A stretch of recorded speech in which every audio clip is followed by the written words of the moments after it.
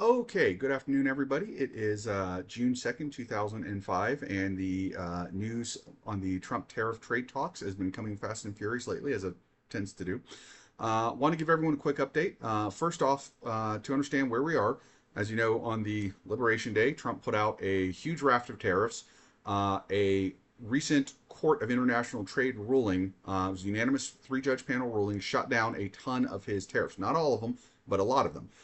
The judges were appointed as one Obama appointee, one Trump appointee, and one Reagan appointee, and they spoke unanimously and shot them down, basically saying that Congress did not have the authority to delegate this much power to the presidency, and that the presidency was Trump's administration was overstepping its bounds and overusing it. I was able to read most of the ruling. I did skip the sections on things like standing and the procedural posture because honestly, every time I try to read it, I keep getting interrupted. So I finally kind of jumped to the main point of it. One of the points that they made several points in it. One was they ran through a list of several of the changes to the policy, although they didn't directly comment on that. But there was another point where they talked about the Trump administration's argument that, well, we have to do this for leverage. And they basically said, well, if tariffs can be leverage, then effectively a presidency can use any issue, any international issue at all, as a justification for tariffs, as where what they were saying the case law precedent is for very specific national emergencies. So long story short, those got shot down. But then the Trump administration appealed it, and an appeals court put in a temporary stay of the ruling where they said, okay, the tariffs will remain in effect for now, and we're going to give both sides some time to submit briefs to the appeals court, which I want to say the deadline is I think it's next week. Don't quote me on that one, but I think it's next week. So basically, they said if we're going to stay the lower court's ruling until such time as we let everyone have an opportunity to be heard. So the stay of the ruling did not overturn what the Court of International Trade said. Um, Okay, that's point one. Point two. Trump has announced today that there's a deadline. Every country has to get in their best and final offer to the United States no later than Wednesday of next week, which gives them 9 days. And then the U.S. will make its decisions as to who they're going to, put back the Liberation Day tariff rates on, and whose deals they're going to accept. Because remember, Trump rolled back all but the 10% baseline tariff of the Liberation Day lift.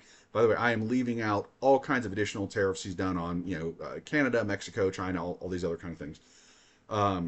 So, a couple of things to keep in mind with all of this. If this all seems very confusing, it's because it is. One of the other things that has come out is the taco trade. I talked about that in a prior video. The Trump always chickens out because Trump continues to dismantle. He puts out tariffs and then dismantles them immediately.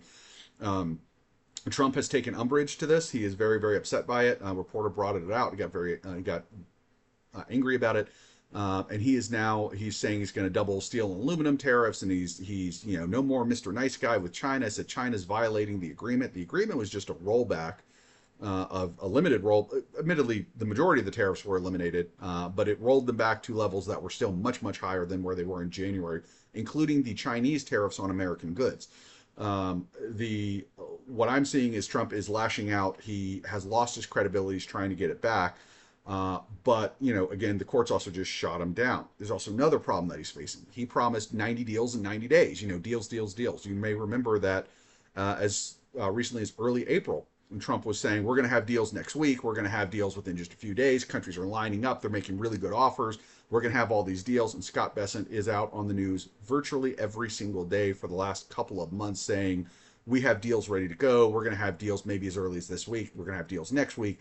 Deals, deals, deals. They are coming. They're awesome. And we have been hearing that on a day in and day out basis for the last couple of months, and there are no deals. There is the very limited UK American trade deal, very narrow in scope. It is not currently being followed by either side, and the deal itself says it is not legally binding on either country. So I would submit to you that, in my opinion, there are no trade deals at all. What this means is that right now, I'm sorry, everything I've been talking about up to now is pretty much fact. Let me now move into my opinion section. In my opinion, what this means is that Donald Trump has a couple of major problems. Problem A is he's running out of time. The 90-day pause is over halfway gone, and he has no trade deals, and there do not appear to be any trade deals on the horizon. He also has a problem that he has been saying through both directly through himself and through members of his administration, mostly Bessent, but also Lutnick, Navarre, Vance. He's been saying almost every single day for 2 months now, guys, we got deals. Deals are coming. And they frequently say, we will have a deal this week or next week. And they have said that over and over again. It has not happened. And slowly but surely, people are realizing it and noticing this pattern. It's gone very slowly, but people are figuring out. The second thing is, of course, the taco trade, which I talked about. The third thing is the complete lack of manpower. Elon fired as many people as he could. And right now, the Trump administration does not have anywhere near the manpower that they need to negotiate the largest series of trade deals in American history. Bessent is having to try to negotiate all these largely by himself, which means when he sits down to negotiate with whatever country, who's his agriculture expert, who's his manufacturing expert, who's his metals expert, who's his automotive expert, who's his shipping expert, who's the security expert, who's the export control expert, who's the AI expert, who's the chips expert. He doesn't have any of this. He is having to try to do all this, which is why these agreements are short and incredibly broad in their language, because what else is he supposed to do? Not to mention, Bessent has to be on the news every day promising deals because that's keeping the markets calm. Very tough to negotiate dozens of trade deals in a matter of just a few months when you have to be on the news every day and you have no staff. So basically, Trump is feeling a major crunch right now. He also has another problem. There is no plan. Trump does not have a plan. All he knows is he wants the trade deficits to go away, and he thinks tariffs will do it. Tariffs will not make the trade deficits go away. They might shrink it a little bit. They might actually expand it. So far, they've expanded it because companies are front running, trying to bring in more stuff to get ahead of tariffs. But he does not have a solution to this problem. He threw out tariffs. He thought, this will solve it. It's not solving, and it's never going to solve it. So he's now telling the other countries, you have to solve my problem. My problem is trade deficits.